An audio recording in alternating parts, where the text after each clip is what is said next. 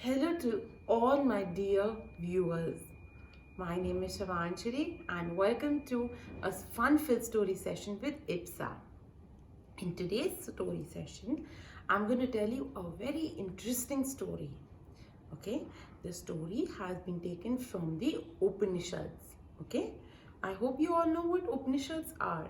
Well, they are very old, ancient, sacred Indian texts that talk about culture and values of the Indian subcontinent.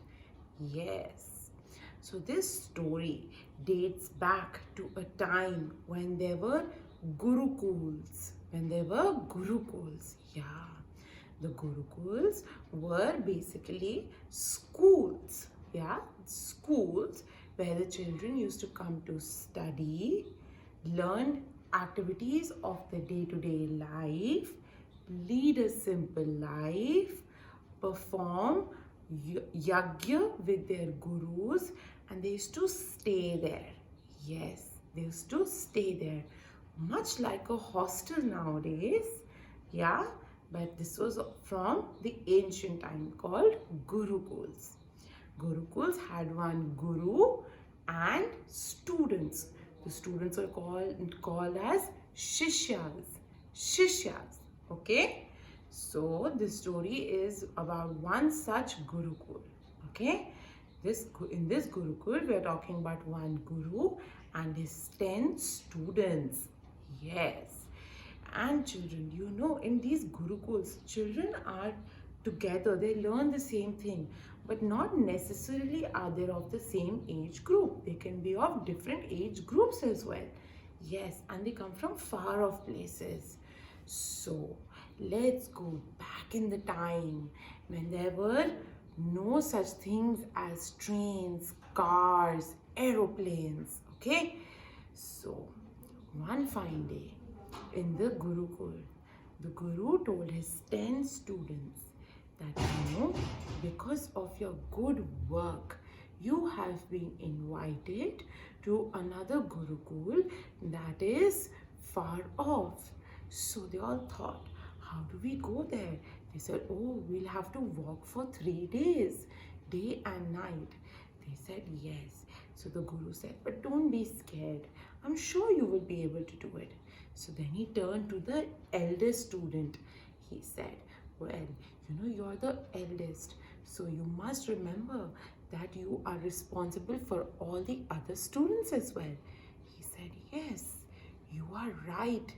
Guru, don't worry. I will not fail you. Tell me what needs to be done. He said, okay, get everyone with you and I will tell you only one thing that you need to follow when you start your journey tomorrow. I said, okay. They all collected in one place. And you know what the Guru told them? He said, today I'm going to tell you only one thing, and that one thing is so important for you. He said, all right, please tell us, Guruji. He said, well, when you start your journey tomorrow, remember that you all have to stay together. You all have to stay together. You must take care of each other. You must take care of each other. So they all looked at each other and they said, he's right and he's our guru. We must listen to him. This is an important command he's giving us. So they responsibly agreed and they said, okay, thank you, and we shall be leaving tomorrow. Then the next morning they got up, took blessings from their guru, and they set off for their journey.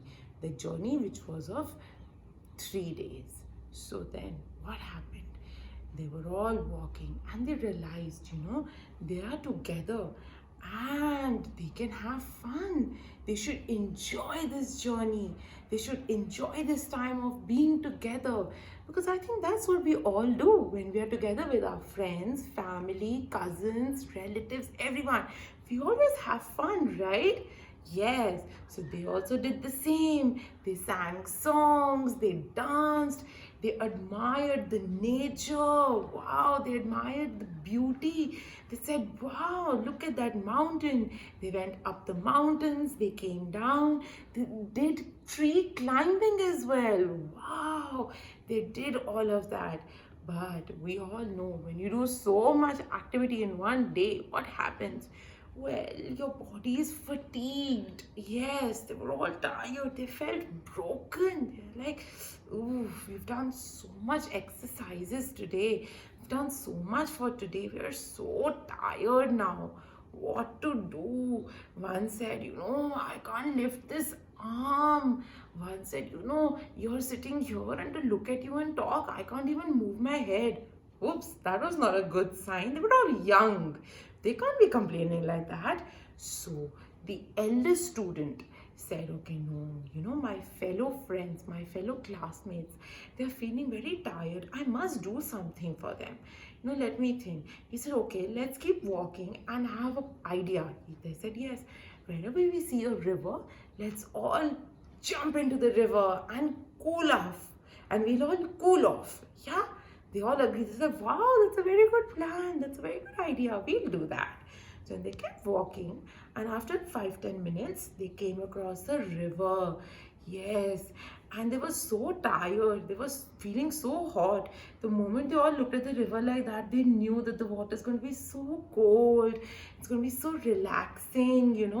So they all just looked at each other and they were all happy, and the excitement was building up. So they all said, okay, let's jump. Before they were all about to jump, the eldest student, since he was responsible, and as his guru told him that you have to take responsibility of everyone, he remembered. He said, no, see, we need to be very careful. We need to, yes, we can have fun, but we need to be responsible. So let us all hold hands. So all 10 of them held each other's hands, made a chain. He said, now we'll all go into the river. And the reason of doing this is that we don't scatter in different places. So if we scatter in different places, we might just lose one. We need to be together, okay? So they all said, yes, we need to be together. They all held hands. All 10 of them held each other's hands. Yes, they all held hands. They went inside the river. Ah, cool water. Ooh, feeling good. This is so much fun. This is so nice. And then they all started having fun. After a few moments, they realized that, if they keep doing this, they will not be able to reach in time. Yeah. So the journey, which was supposed to be of 3 days, will then turn out to be 5 days. So they must leave now. Since they were all comfortable now and they were all cooled off, so they said, okay, now let's get out of the water and let's continue with our journey. So you know what happened?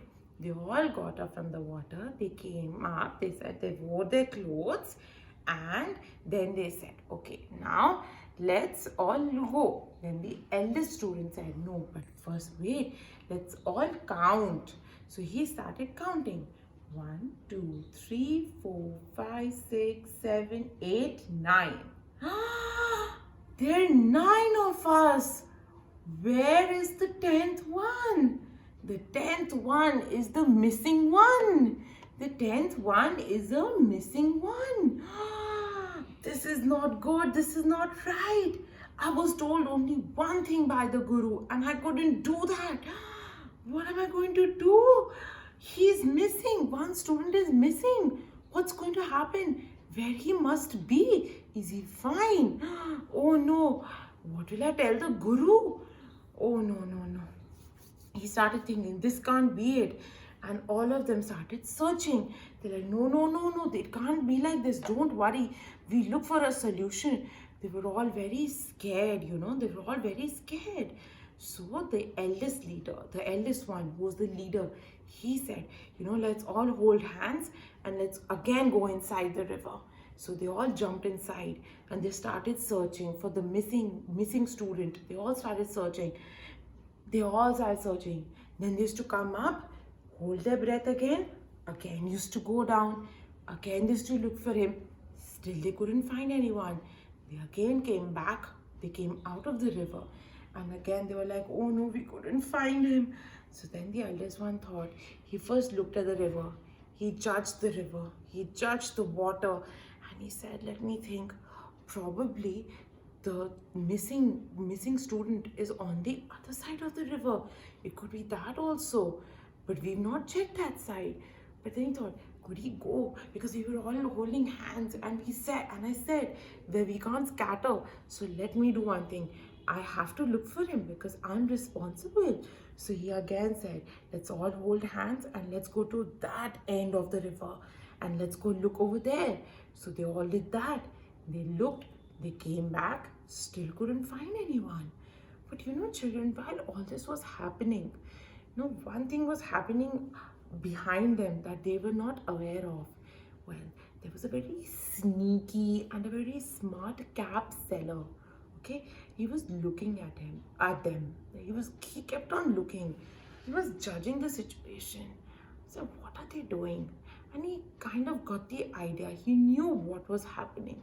He knew that they're going inside and they're coming out and they're missing one person. And there's supposed to be 10 of them, but they're 9. But he had understood what the problem was. So he said, okay, let me take advantage of them. Why not? They are students. And I am much more older. I am intelligent. So you know what he did? He approached them. He said, well, hello, what seems to be the problem? He said, we were supposed to be 10, but now I'm counting them. We're only 9. What are we going to do? Our guru will not like it. So, you know what the cap seller said? He said, I have a solution to your problem. He said, yeah. He said, I have 10 caps. You take these 10 caps. You buy these 10 caps from me. Okay? You give me money. I'll sell these caps to you. They are 10. You wear them and then you count the caps. Don't count the number of people. Count the caps.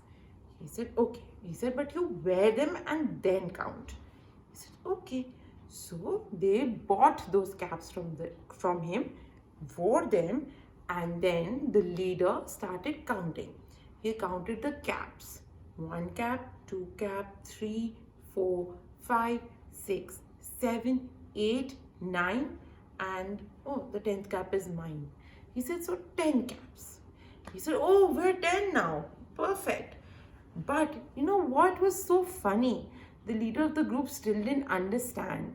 He still didn't understand how they were first 9 and now they are 10. He thought the cap seller and his cap solved his problem.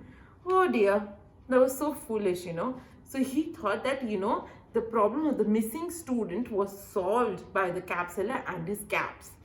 He said, oh, thank you very much. You solved my problem. And the cap seller was like, he looked at them. He said, oh God, they don't even know. And the cap seller said, yes, I sold my caps. But wait, I'm not going to tell them what the problem was. Why should I tell them? My job is done. My caps are sold. What can I do? Okay, bye. Take care. Have a nice journey, all of you. Take care of yourself. Bye. And they all said bye and they left. So now these 10 students, they are on their journey, all happy again. There are 10 of us, no problem. And then they all kept walking. Now, while they were walking, they had to cross a cave. Now, there was only one problem. The cave was very dark and very dingy and damp, It obviously scared them a bit. Obviously, if you look at something so dark and dingy, you can't see the end of it. Anybody would get scared, right?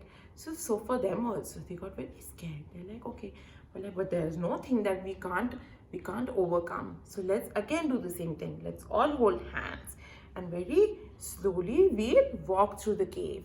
Tiptoe, tiptoe, tiptoe, tiptoe. They walked to the end of the cave. They reached the end. So the leader of the group, he was the responsible one, like I told you before. He said, okay, now let me count all of you. He was the leader, right? So he was very smart. He said, let me count all of you. I'm responsible for them. He started counting. 1, 2, 3, 4, 5, 6, 7, 8, 9. Oh no, the same problem arose again. There were only 9. There were supposed to be 10.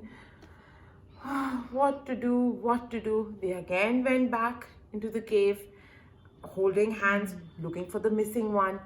And then they came all the way from there again counted, again 9.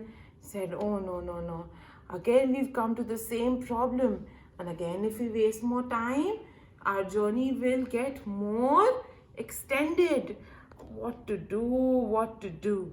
So what he did was he started thinking. He's like, no, there has to be a better way that we need to come up with this. But while he was thinking of different plans, how to look for the missing student, I'll tell you what happened. There was a wise sage. He was sitting under a tree and he was meditating. But he looked at them, he heard the conversations and he judged. He's like, there is something wrong. But let me go and help them. They're just students, let me go and help them.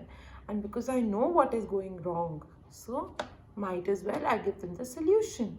And they looked visibly flustered, they looked visibly flustered. They were very agitated. This is happening again? She said, never mind. She went up to them. He said, what seems to be the problem?